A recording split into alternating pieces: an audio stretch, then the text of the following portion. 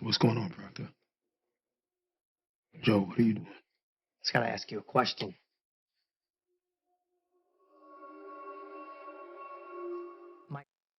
Can Imani Okoye be trusted? Can Jackie be trusted, who will no doubt at some point end up being a love interest for Duke? Is there a CI, a confidential informant at this moment in time lurking in the shadows? That's the topic of discussion in today's breakdown, because I do feel there is a twist coming very soon. Law enforcement may be in the background at this moment in time, but they did hint at it in 402, they're still after the truth. They still want to get down to the bottom of whatever happened at the warehouse with Detective Howard and also Ronnie Mathis. They think whoever was behind the warehouse hit was also behind the Baisley Pond hit back in season 1, and he's not wrong, it definitely wasn't foreign nationals. He's definitely looking in the right direction, but they haven't been able to piece the entire puzzle together just yet. The one person who did, she was taken off the chessboard, Detective Shannon Burke. So we're going to take a look at the chessboard from law enforcement's point of view in today's breakdown, and also them potentially having a confidential informant. Now in addition, the exclusive images were also released yesterday for 405, so I have changed a few things around in this breakdown to tie in some thoughts around Famous and Kanan, because I do think the writing is on the wall. Famous is gone. So we're briefly going to touch on some of these images for 405 in all things Raising Kanan Season 4. Now in the world of power, law enforcement will always have snitches and CIs. They'll press upon whoever they can, blackmail them, use dirty tactics, threats, and do whatever they have to get what they want. We've seen it dating all the way back to power through Angela Valdez, Cooper Sachs using Lindsay Proctor, forcing Joe Proctor to wear a wire in conversation with Ghost. In Power Book 2 Ghost, we saw it with Jenny Sullivan and Lauren Baldwin. In terms of Raising Kanan last season, we had Gerald. There will always be snitches and informants. Now in 402, we had Captain Baptiste telling Detective Garcia he's probably 6 months away from being forced to take early retirement. And I think Detective Garcia is looking at this entire situation as an opportunity. If Captain Baptiste is going to be moved on or into early retirement, if he leaves a vacant position as the head honcho at that particular precinct, I think Detective Garcia is probably eyeing his position. So if he does manage to solve this case, or get answers in terms of what happened to Howard and basically what the task force failed to do in season 3, he'll probably be in Captain Baptiste's office pretty soon. So from his perspective, I do think that's the added motivation. But we heard him telling Garcia in 402, lean on your locals, press upon any of your informants, do what you can. And I really do wonder if and who Garcia's informants are. We know he brought Famous in towards the end of 310, but he's disappeared, vanished. Even Garcia doesn't know where Famous is at this moment in time. And so the question still remains, whether he did talk. That remains to be seen. I do think we will get the answers eventually, potentially in 405. Now this is where I do briefly want to come to the exclusive images that were released yesterday for 405, because we definitely have a few interesting ones. If any of you guys were wondering who this was, it does seem like it is a flashback of Famous when he was younger, because that definitely is Jessica and his mom's. So we definitely will be getting a flashback of Fame, and with the others, with Kanan going to visit his mom's, with him looking at Famous's mixtape, I do think episode 5 is going to be where the news will break, or where it is going to sink in. Famous is definitely gone. I personally don't think Kanan did have anything to do with it, unless he's doing something very similar to Rock when she went to go visit D-Wiz's mom. That shit really was cold. However, it does seem like we are going to get one step closer in terms of getting the answers in episode 5, which I always kind of expected. I did mention approaching the mid-season mark, it's episode 5. They've been asking way too many questions, bringing up the topic around Famous for a few episodes, and now's the time. Now's the time where some of these guys in Queens get the answers, and also where us as the audience get some answers. My money's still on Marvin having already taken him out, but let's wait and see. I genuinely wouldn't be surprised if they left it open-ended just to make us ask the question, who killed Famous? But do they have any other informants? That's the question. And this is where I want to bring it to Imani Okoye first, and then we'll come back around to Jackie. Flo tells me that he's vanished into thin air. Famous is collecting his thoughts. He's figuring his shit out. So you've spoken to him? You know Lumadine Tippett? Azumadine. You knew him? Yeah, everybody know Dean. Did you sell drugs like the police were saying? Because they're always quick. Now I have put these two particular videos side by side, because the moment I saw Imani questioning Lou in 404, my immediate reaction was what we saw with Gerald back in season 3.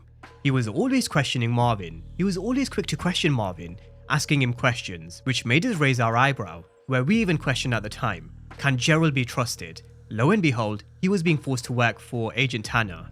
In terms of Imani Okoye, I really don't like the way she's questioned Lou. I definitely think Lou knows what's up with Famous. He's not stupid. Deep down he'll know what's happened, even though he doesn't know the full truth. His reaction in this conversation with Imani, B. Rilla, when he shut the radio off when 411 was playing, and also with Kanan is quite telling. Sometimes silence speaks louder than words. But Imani questioning him the way she did in 404, I immediately questioned it in my breakdown for 404. Can she be trusted? Garcia is said to have informants. We don't know whether that was just Famous. Did he have someone else, and who could be one of them? She's forced her way into working with Lou, and she's also going to find herself in his bed as well at some point. So these are two characters who are going to get real close. And we know what happens in bed sometimes. We've had people pillow talk before. Garcia may even be thinking, Lou could potentially be an easy target if they were to plant a CI. He's just come out of rehab. He's someone who could be potentially vulnerable. I just really didn't like the way she questioned Lou, because it was very similar to Gerald with what we saw in season 3. However, could the writers be throwing us a curveball to make us look in the wrong direction? Definitely possible. They've done it before, and they will definitely do it again, where they make us look in a few different directions and then hit us when we least expect it. So that option definitely can't be ruled out either. The writers are very smart, especially Sasha Penn and the team with Raising Kanan. We only have to look at the example of what they did with Joey Badass, the whole exit interview and everything that went down after 305.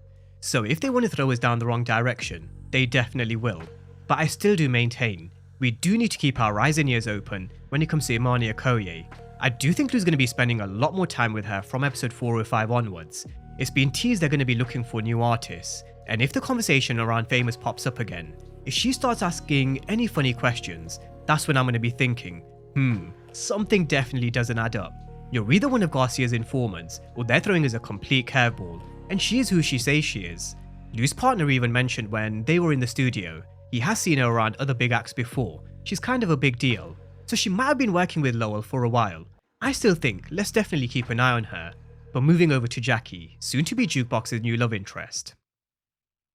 Now in 404, while Jukebox was at the bar with her new friends, there was someone who caught her eye.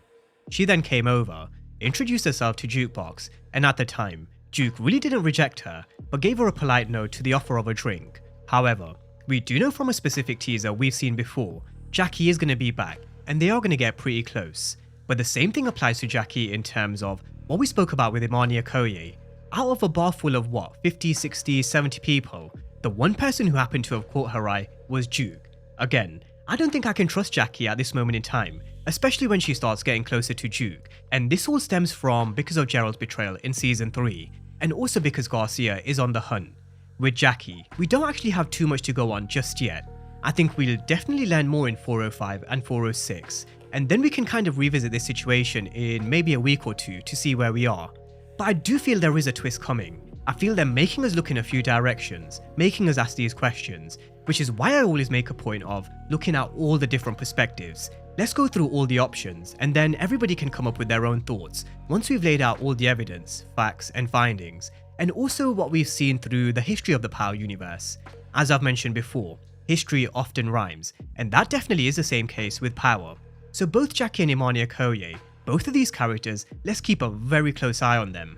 Let's keep an eye on what they say, how they behave, what they question, will they bring up Famous, or any kind of funny questions.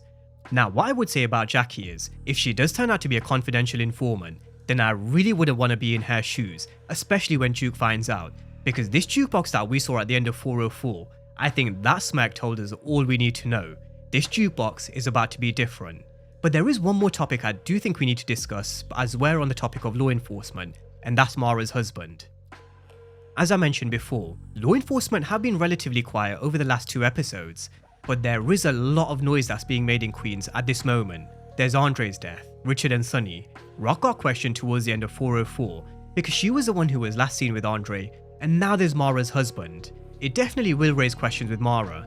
I think she's going to be quite scared because she gave Juke the location. If she's pressed by Detective Garcia, can she keep her mouth shut?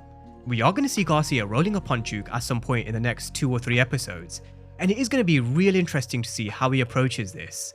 We know Juke can definitely handle law enforcement, we've seen her do it before, but Garcia is going to press hard on this one. He's going to be back in the picture at some point, being a real nuisance and a complete pest for the Thomases, and I just wonder whether he'll end up putting anybody in handcuffs. Circling back to the beginning, he's got a real added incentive. He solves these cases with what's been going on in Queens at this moment in time. He could end up taking Captain Baptiste's position in 6 months' time, if not sooner. So Garcia is going to be that pest, that's for sure. It's just, will law enforcement get their major win? We always kind of joke when it comes to power. Law enforcement are very incompetent. They never seem to be able to catch any of these drug dealers. But I'm hoping Raising Kanan is able to stick to some realism and they can make it happen. We've spoken about how Marvin could potentially take the fall for Juke. That's definitely still on the table. We can't rule that one out either. So let's see what happens, because Garcia and Captain Baptiste, they may not have been in the fold over the last 2, but I definitely think they will be soon. But that's a breakdown of where we are at this moment in time with law enforcement, and just my general thoughts in terms of why I think we should keep a very close eye on both Imani Okoye and Jackie. I'm not saying both of them are confidential informants, but just to be mindful and keep our eyes and ears open in terms of what they do, how they behave, what they say, what kind of questions they ask, especially because Garcia is going to be on the hunt. But let me know your thoughts down below in the comment section. I've laid down the facts, findings and evidence that we've seen so far in terms of where we are with law enforcement, the history in terms of what we've seen in power before, can Imani and Jackie be trusted, and what do you guys make of these exclusive images? It looks like we are going to get one step closer to finding out what happened to Famous in 405, so definitely let me know what you think of these. Drop all your thoughts down below in the comment section, and as always, thank you guys for watching, and I'll see you next time.